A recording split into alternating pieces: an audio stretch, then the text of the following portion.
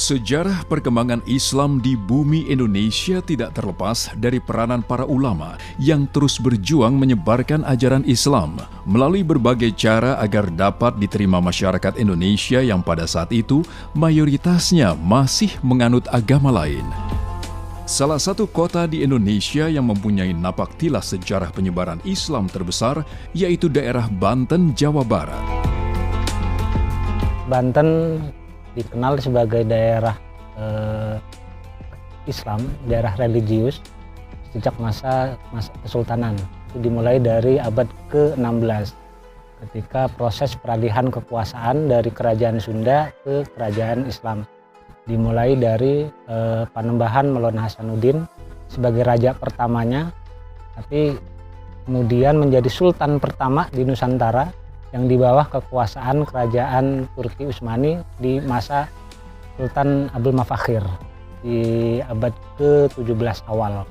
Penyebaran agama Islam di wilayah ini dilakukan sejak masa pemerintahan Sultan Maulana Hasanuddin pada tahun 1526 hingga 1570. Sultan Maulana Hasanuddin merupakan putra dari Syarif Hidayatullah atau Sunan Gunung Jati, yang juga merupakan salah satu ulama yang mempunyai pengaruh besar dalam penyebaran Islam melalui perannya dalam Wali Songo. Seiring berjalannya waktu, daerah Banten berkembang menjadi wilayah penyebaran Islam terbesar di Indonesia. Salah satunya adalah Kampung Tanara yang terletak di Kabupaten Serang. Tanara banyak melahirkan tokoh ulama ternama. Salah satunya adalah Syekh Nawawi Al-Bantani, tokoh ulama yang sangat berpengaruh dalam bidang dakwah dan ilmu agama Islam yang namanya cukup disegani di dunia.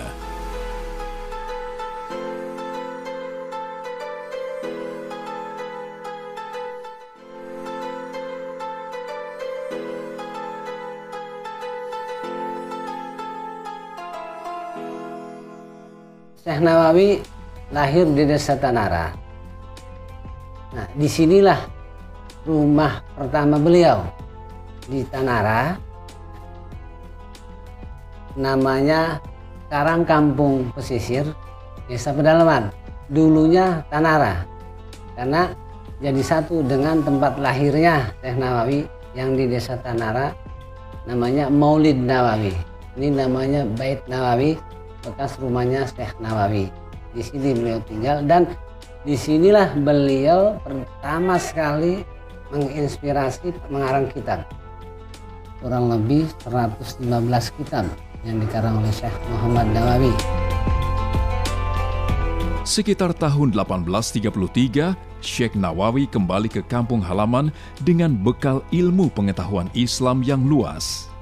Hal tersebut berhasil menarik simpati anak-anak muda dalam komunitasnya untuk mengenal lebih dekat dan mendalami pengetahuan Islam bersama Syekh Nawawi.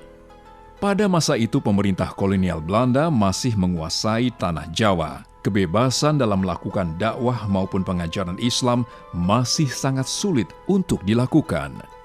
Bagi Syekh Nawawi, masyarakat Islam di Indonesia harus dibebaskan dari belenggu kolonialisme. Dengan mencapai kemerdekaan, ajaran-ajaran Islam akan dengan mudah dilaksanakan di Nusantara. Setiap daerah itu punya tokoh. Banten mungkin salah satunya adalah Syekh Nawawi itu. Kayak Abdul Somad Al-Palembani juga punya, Araniri juga punya. Terus yang di Jawa Tengah, Jawa Timur juga banyak ya tokoh-tokoh yang memiliki karya yang monumental. Cuman posisi Syekh Nawawi menjadi booming karena beliau dari tahun 1850 sampai wafat itu tidak pulang ke Nusantara, tidak pulang ke tanah air. Pasca peristiwa peperangan Ki Wahiyah. Ki Wahiyah itu peperangan yang untuk mengembalikan kesultanan, dan Syekh Nawawi beberapa teman-temannya itu melakukan perlawanan itu, termasuk juga Raden Intan. Karena sejaman dengan Raden Intan di awal-awal itu.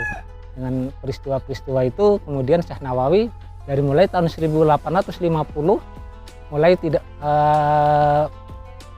memohon ke orang tuanya tidak bisa pulang ke Nusantara, tidak bisa pulang ke Tanara, tetap tinggal di Makla sampai akhir hayatnya dan mendoktrin masyarakat Banten khususnya umumnya masyarakat Nusantara untuk tetap posisinya mempertahankan akidah keislaman, keilmuan, sekaligus kalau kesultanan ini harus tetap kembali dan anti kolonial. Walaupun anti kolonial, nah di sini, walaupun anti kolonial, tapi posisinya itu tidak melakukan perlawanan secara frontal, tapi pendoktrinan ideologi yang lebih matang. Doktrin Syekh Nawawi itu posisinya di keilmuan, mapan di keilmuan, di ilmu fikihnya, fikih siasahnya, terus fikih jinayahnya, sehingga banyak kajian-kajian fikihnya itu lebih monumental. Ketika terus juga dikembangkan juga lewat tafsir mundirnya atau tafsir marah labibnya. Nah, jadi pendoktrinannya itu tidak pendoktrinan seperti kalau sekarang kajian-kajian tabligh ya. Jadi jamaahnya setiap musim haji, orang Banten, orang Palembang dan orang Padang itu minimal setiap tahunnya saat itu berangkat ke Mekah itu kurang lebih sekitar 800 orang. Dari 800 orang ini 400 orang akan menetap dan mengaji ke Syekh Nawawi.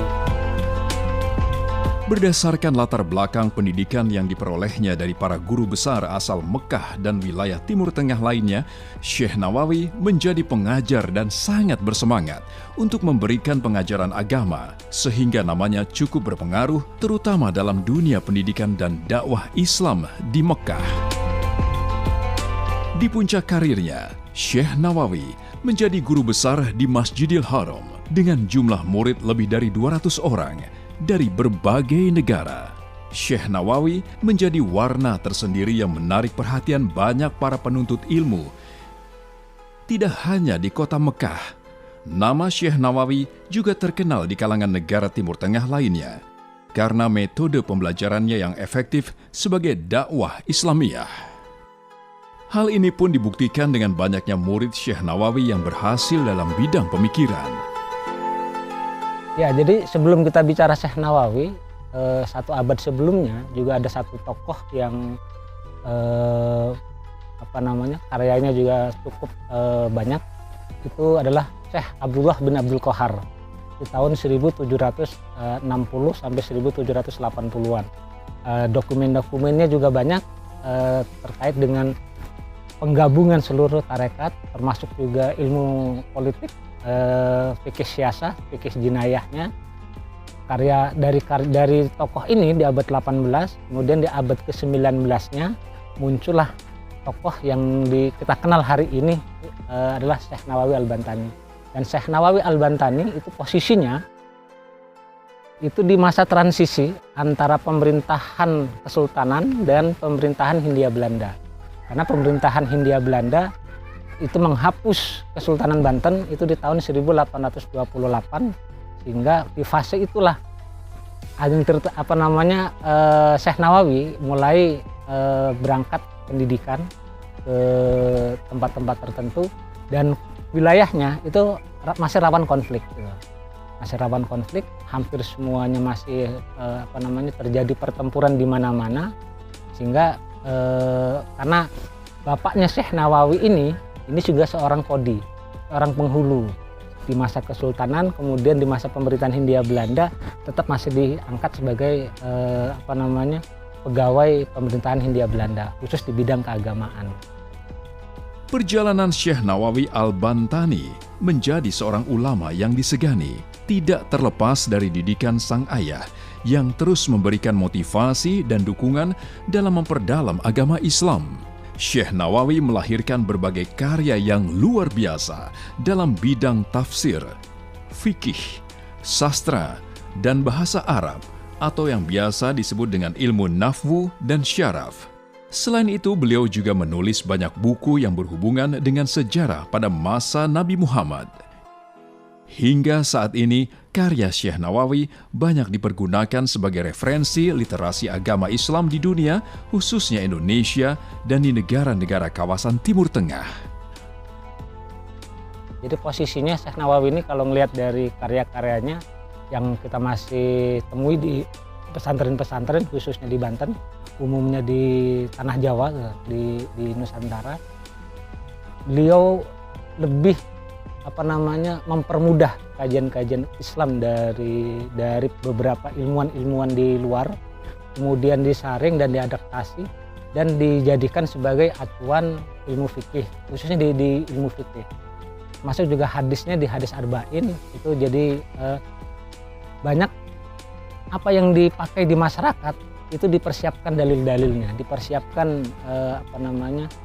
fatwa-fatwanya, dan kajiannya tidak membuat pertentangan dengan masyarakat pada zamannya, dan makanya sampai hari ini dianggap pola logika Syekh Nawawi itu masih diterima di masyarakat, bahkan bukan hanya di Nusantara tapi di dunia.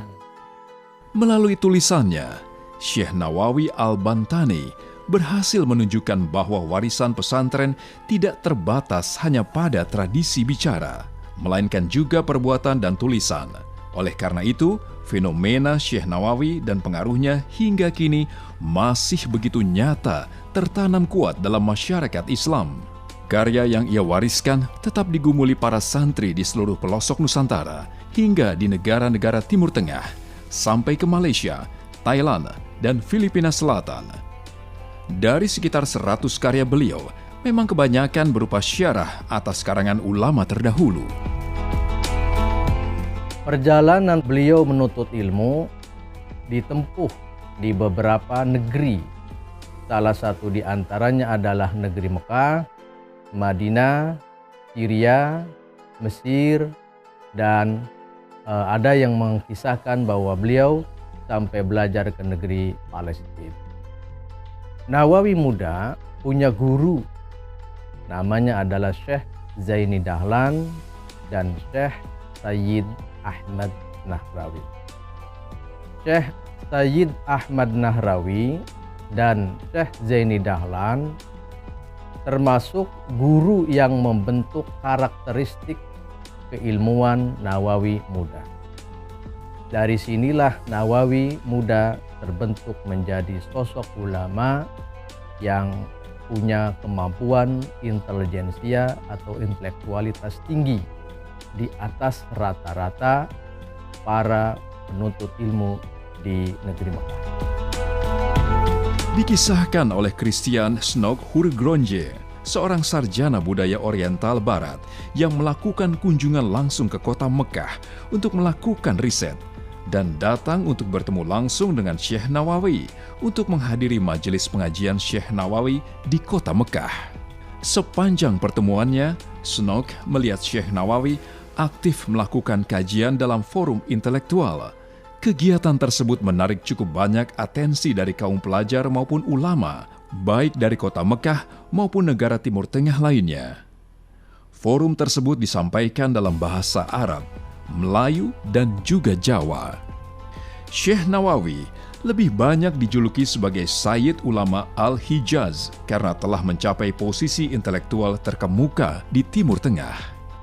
Nama Syekh Nawawi tidak hanya terkenal di daerah Arab Saudi, tetapi juga di Syria, Mesir, Turki, dan Hindustan. Karya yang dihasilkan oleh Syekh Nawawi juga mempunyai peranan yang sangat penting dalam bidang pendidikan dan pengajaran Islam. Banyak dicetak dan disebarluaskan di dunia literasi pendidikan agama Islam di dunia. Syekh Nawawi Al-Bantani adalah ulama besar yang menguasai seluruh fan ilmu agama, dari ilmu tauhid, fikih, usul fiqh, tasawuf, dan bahkan siasah atau ilmu politik. Tetapi kemudian beliau lebih disebut sebagai seorang penulis produktif, penulis kitab-kitab kuning yang karyanya hampir 100 lebih. Tercatat dalam catatan sejarah bahwa beliau telah menulis karya kitab kuning sejumlah 115 judul kitab dari berbagai ilmu agama, dari berbagai fan ilmu agama, dari mulai tafsir, hadis, usul fiqh, fikih, dan tasawuf. Dari karyanya yang besar, dan ini yang mengantarkan beliau sebagai tokoh ulama kaliber internasional adalah karya tafsir Marah Labid, atau kita mengenalnya tafsir Munir. Tafsir ini berkualitas tinggi karena menggunakan sastra Arab yang sama derajatnya dengan musonib atau tokoh-tokoh ulama Timur Tengah yang lainnya, seperti Ar-Razi, seperti Ibnu Abbas, dan juga Al-Khazin, Baydawi, Ibnu Jarir Tabari. Kualitasnya hampir sama. Marah Labid ini kemudian menjadi perhatian khusus oleh kalangan kampus Universitas Al-Azhar di Mesir dan diakui sebagai karya yang bermutu tinggi. Ini menjadi salah satu catatan terbaik dalam sejarah kehidupan Syekh Nawawi. Di samping beliau produktif menulis kitab kuning, beliau juga adalah seorang ahli tahqiq atau kita sebutnya muhaqqiq. Di samping kemampuan beliau menjadi ahli tahqiq, beliau juga ahli tadqiq atau orang mengenalnya sebagai mudaqqiq. Beliau seorang alim, beliau seorang sufi, beliau seorang hafidh, beliau juga seorang hamil. Hamil itu yang memahami betul-betul apa dan kandungan Al-Quran. Itu namanya al-hamil, merawatnya, menjaganya Al-Quran. Di samping beliau adalah seorang salik yang selalu lelakon hidupnya itu adalah dengan suluk dari beberapa tarekat yang ditempuh oleh beliau.